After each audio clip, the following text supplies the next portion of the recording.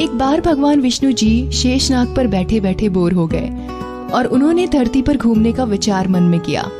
वैसे भी कई साल बीत गए थे, ये धरती पर आए नहीं और वो अपनी यात्रा की तैयारी में लग गए।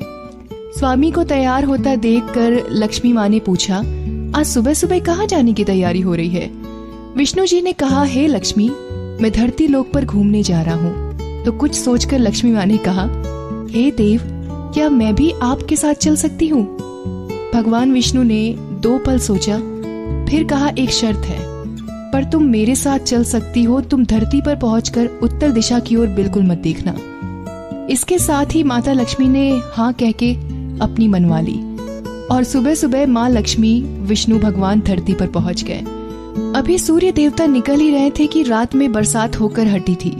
चारों ओर हरियाली ही हरियाली थी। उस समय चारों ओर बहुत शांति थी और धरती बहुत ही सुंदर दिख रही थी। माँ लक्ष्मी मंत्रमुग्ध होकर धरती को देख रही थी और भूल गई थी कि पति को क्या वचन देकर आई है। चारों ओर देखती हुई कब उत्तर दिशा की ओर देखने लगी पता ही नहीं चला। उत्तर दिशा में माँ लक्ष्मी को एक बहुत ही सुंदर बगीचा नजर आया और उस तरफ से भीनी भीनी खुशबू आ रही थी और बहुत ही सुंदर सुंदर फूल खिले थे। और माँ लक्ष्मी बिना सोचे समझे उस खेत की ओर गई और एक सुंदर सा फूल तोड़ लाई। लेकिन ये क्या, माँ लक्ष्मी भगवान विष्णु के पास वापस आई तो भगवान विष्णु की आंखों में आंसू थे और भगवान विष्णु ने माँ लक्ष्मी को कहा कि कभी भी किसी के बिना पूछे उसका कुछ भी नहीं लेना चाहिए और साथ ही अपना वचन भी याद दिलाया। माँ लक्ष्मी को अपनी भूल का पता चला तो उन्होंने भगवान विष्णु से इस भूल की माफी मांगी। तो भगवान विष्णु ने कहा कि जो तुमने भूल की उसकी सजा तो तुम्हें जरूर मिलेगी। जिस माली के खेत से तुमने बिना पूछे फूल तोड़ा है, ये एक प्रकार की चोरी है। इसलिए अब तुम 3 साल तक माली के घर नौकर बनकर रहोगी। उसके बाद मैं तुम्हें बैकुंठ में वापस बुलाऊंगा। माँ लक्ष्मी ने चुपचाप सर झुकाकर हाँ कर दिया और माँ लक्ष्मी एक गरीब औरत का रूप धारण करके उस खेत के मालिक के घर गई। घर का एक झोपड़ा था और मालिक का नाम था माधव। माधव की बीवी, 2 बेटे और 3 बेटियां थी। सभी उस छोटे से खेत में काम करके किसी तरह से गुजारा करते थे। माँ लक्ष्मी जब एक साधारण और गरीब औरत बनकर जब माधव के झोपड़े पे गई तो माधव ने पूछा, बहन तुम कौन हो और इस समय तुम्हें क्या चाहिए? तब माँ लक्ष्मी ने कहा, मैं एक गरीब औरत हूँ, मेरी देखभाल करने वाला कोई नहीं। मैंने कई दिनों से खाना भी नहीं खाया, मुझे कोई भी काम दे दो, साथ में मैं तुम्हारे घर का काम भी कर दिया करूंगी। बस मुझे अपने घर में एक कोने में आसरा दे दो। माधव बहुत ही अच्छे दिल का मालिक था, उसे दया आ गई, लेकिन उसने कहा, बहन मैं तो बहुत ही गरीब हूँ, मेरी कमाई से मेरे घर का खर्च बहुत मुश्किल से चलता है। लेकिन अगर मेरी तीनों की जगह 4 बेटियां होती तो भी मैं गुजारा करना था। अगर तुम मेरी बेटी बनकर जैसा रूखा सूखा हम खाते हैं मैं वैसे ही खुश रख सकती हो तो बेटी अंदर आ जाओ।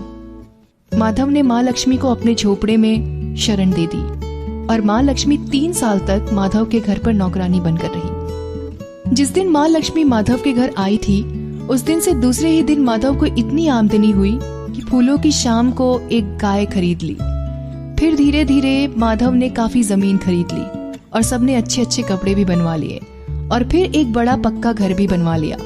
बेटियों और बीवी ने गहने भी बनवा लिए और अब मकान भी बहुत बड़ा बनवा लिया था। माधव हमेशा सोचता था कि मुझे ये सब इस महिला के आने के बाद ही मिला है। इस बेटी के रूप में मेरी किस्मत आ गई है मैं। और अब 2-4 साल बीत गए थे लेकिन माँ लक्ष्मी अभी भी घर में खेत में ही काम करती थी। एक दिन माधव जब अपने खेतों से काम करके खत्म करके घर आया तो उसने अपने घर के सामने द्वार पर एक देवी स्वरूप गहनों से लदी एक औरत को देखा। ध्यान से देखकर पहचान गया, अरे ये तो मेरी मुंह बोली बेटी चौथी वाली यानी वही औरत है, और पहचान गया कि ये तो माँ लक्ष्मी है।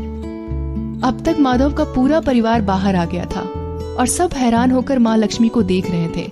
माधव बोला, हे माँ, हमें माफ करना, हमने तेरे से अनजाने में घर की ओर खेत में काम करवाया। हे माँ, ये कैसा अपराध हो गया है। हे माँ, हम सबको माफ कर दे। अब माँ लक्ष्मी मुस्कुराई और बोली, माधव तुम बहुत ही अच्छे और दयालु व्यक्ति हो। तुमने मुझे अपनी बेटी की तरह से रखा, अपने परिवार के सदस्य की तरह से। इसके बदले मैं तुम्हें वरदान देती हूँ कि तुम्हारे पास कभी भी खुशियों की ओर, धन की ओर कमी बिल्कुल नहीं रहेगी। तुम्हें वो सारे सुख मिलेंगे जिसके कि तुम हकदार हो। और फिर माँ अपने ही स्वामी के द्वार भेजे रथ में बैठकर बैकुंठ चली गई।